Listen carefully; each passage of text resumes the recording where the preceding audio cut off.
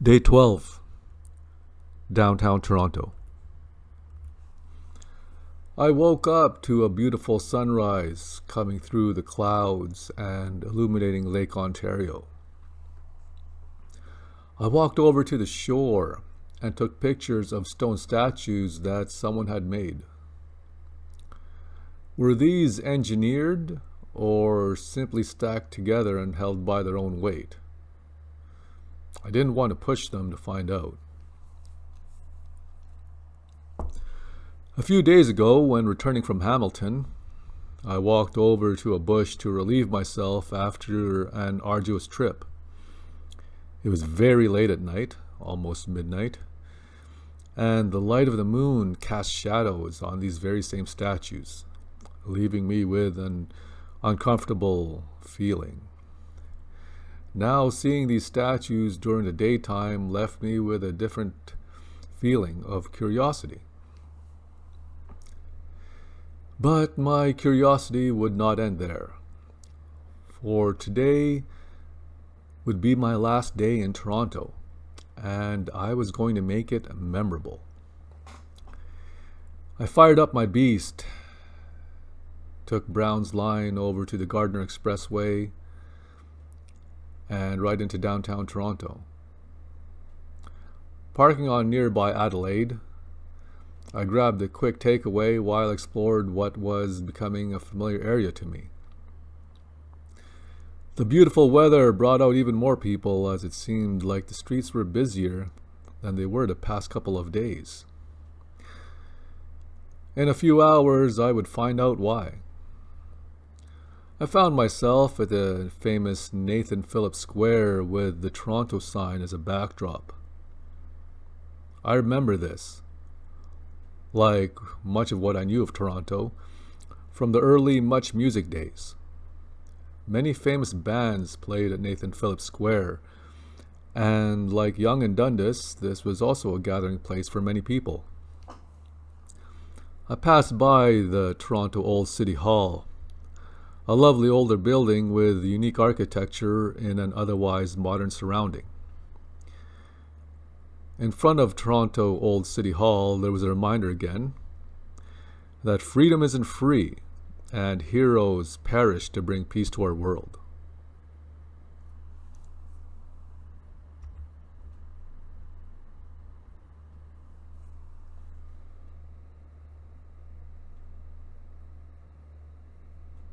Around the corner, I arrived at Toronto Eaton Centre.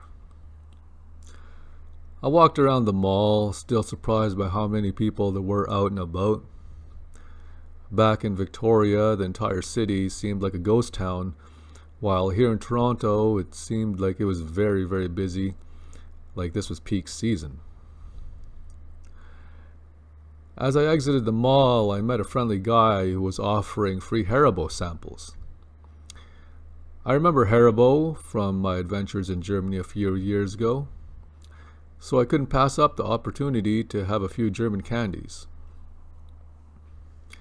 After exploring the area, I walked down to Yonge Street, up the front street, and headed to the CN Tower.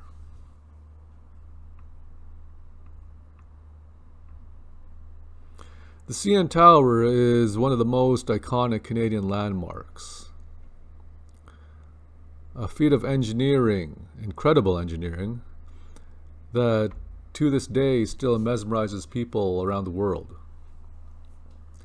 The CN Tower dominates Toronto's skyline and symbolizes Canada's largest and most famous city. After a short walk, I found myself at the base of the CN Tower looking up. I was frozen by the sight of this immense structure that seemed to never stop reaching for the sky. This, being my last day in Toronto, would be a day so memorable. This was the day I would walk on the CN Tower Edgewalk. I had full unrestricted access to all the viewing platforms at the CN Tower, which was included with the Edgewalk pass. I entered the building, and after passing security, I made my way through to the gift shop, and then through a complimentary photo session. There were a number of displays around the base of the CN Tower, noting statistics and weather conditions around both the top and the bottom of the CN Tower. My booking for the CN Tower Edgewalk was coming up, so I hastily made my way to the meeting area. I met up with several kind attendants who gave our group a quick orientation and several pointers on how to traverse this adventure safely. After our briefing, we met Mackenzie, our main guide, and bid farewell to our attendants as we ascended into a special elevator that would lead us to the thrill of a lifetime. When we reached the end, we walked down a short hallway that led us to a control room. There was another assistant, Katie, who was working the monitors and making sure that everything was safe for us to exit. Mackenzie secured our harnesses to double lifelines with locking snap hooks, and for an additional safety measure, they were secured with tamper-resistant zip ties. There was absolutely no possibility of us falling. Despite this, my heart was racing. While I looked back at the beginning of my trip, where I jumped off a cliff with Freedom Flight School, here I was, about to walk 360 degrees over the entire city of Toronto, with my heart pounding through my chest. Mackenzie first walked out on the platform, then invited us to come join her. I was the last in my group and easily the most frightened. I walked onto the platform, at first trying to keep my eyes on the horizon. Then I looked down at the city below. Toronto. Where else in Canada could I ever experience something like this? Everything seemed so vast. The view was so incredibly clear, I could see endlessly towards Victoria or towards St. John's. Despite my obvious fright, our guide Mackenzie was so pleasant to encourage us to do poses. I stood with my feet on the edge of the platform, my ass sticking out towards the city, and my smile trying to hide my nervousness. We did several poses, slowly walking around the platform. Unsurprisingly, it was much colder and much windier up top. But something about this day was much more interesting. Today, the views across Toronto were much better despite the heavy wildfire smoke that was enveloping southern Ontario. The sky was clean, clear, and everything was visible. As we slowly made our way towards the shadowy side of the CN Tower, the temperature definitely dropped a few degrees. We were then greeted to a spectacular view. The reason why Toronto was so busy today was this was the first day that the Toronto Blue Jays were playing after being postponed. The COVID-19 pandemic caused numerous cancellations in the past. So now Toronto was ready to watch their beloved Blue Jays play baseball at Rogers Centre. What I always knew as the Toronto Sky Dome, the now named Rogers Centre, had the roof retracted, and at this height I was easily able to see the stadium filling up. After striking several more poses, of which were mentally challenging for me, I started to feel more at ease with being at this height. Unfortunately, this was only during the end of our tour. Without any regrets, I returned into the inner staging area with an aura of accomplishment. Words can't even describe the feeling that rushed over me. I felt renewed, like a spirit of positivity had possessed me in a way that I could live my life to a higher degree. I wasn't able to determine the reason for this. Was it because I pushed myself to accomplish things on my bucket list? Or possibly that I have pushed my fears aside to face uncertainty? I may never know. But I had felt this inner peace and a sense to live to a higher morale value than before. We returned down the short hallway, entered the elevator, and descended down to the main level. From there, we had the option of purchasing a video package of our tour and then changed into our normal clothing. I entered a different elevator, which then sent me off to the 360-degree restaurant. Still feeling spiritually positive, I walked around feeling as if I was floating off the floor. I looked at the view below and ahead. Similar to what I had seen on the CN Tower Edgewalk, without being exposed to the dangers and elements, of course. Feeling a wee bit peckish, I decided to order some food.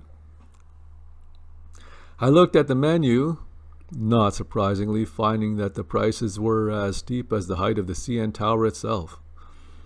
The menu also didn't have anything elaborate. I am certain the food trucks on the streets of Toronto had much better fare than this menu. But I ordered chicken fingers and fries with a Sprite anyways.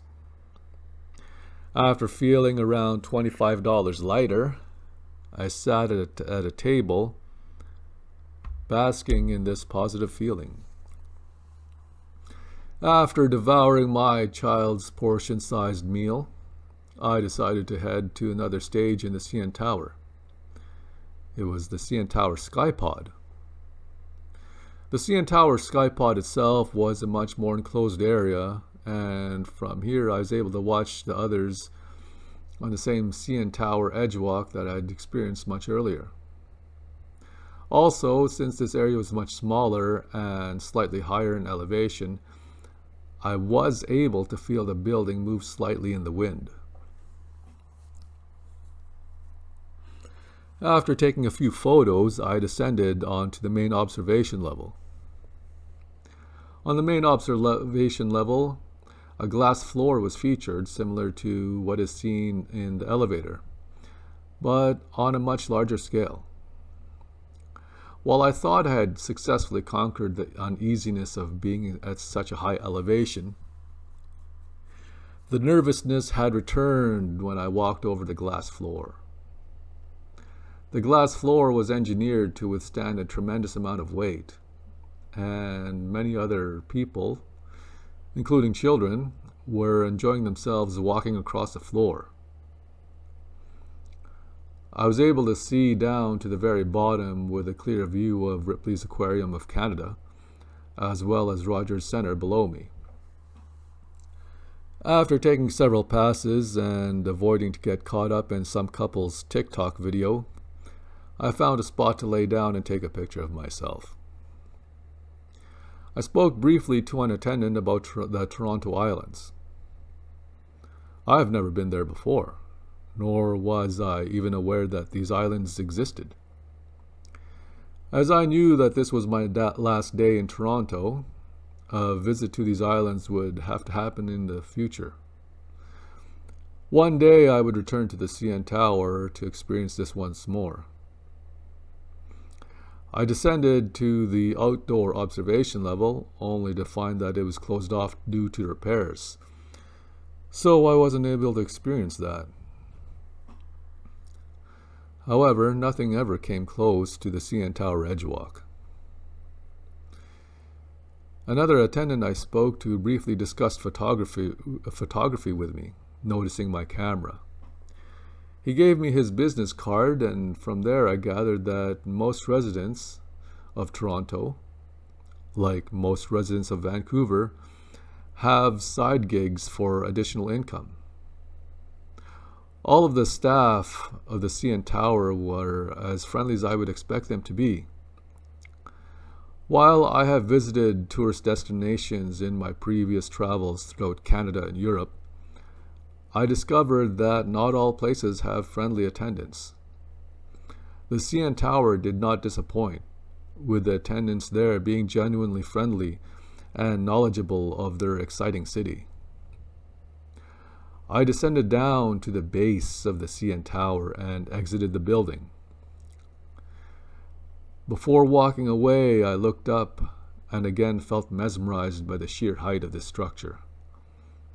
An icon that will last generations and leave visitors with a memorable experience, the CN Tower has left me with a lifelong memory.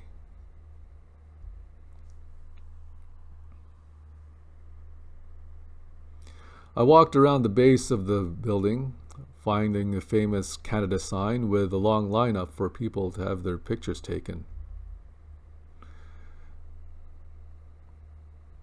I didn't feel like lining up, so I just took a picture anyways and continued on my way. Walking back, I took Spadina, and it was mid-afternoon by now. It was quite warm. The cheers coming from Rogers Centre were damn nearly deafening. Toronto is a city passionate about their sports teams.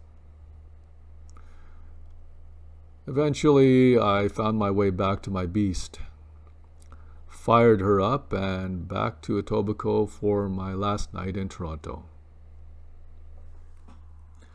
Tomorrow, I would be heading to Ottawa, the capital of Canada. Although I was excited for tomorrow's trip, a part of me felt like I wanted to stay in Toronto. Again, Toronto was truly a spectacular experience. Subscribe to the Travel Experience channel. Tap the bell and join the conversation in the comments section below.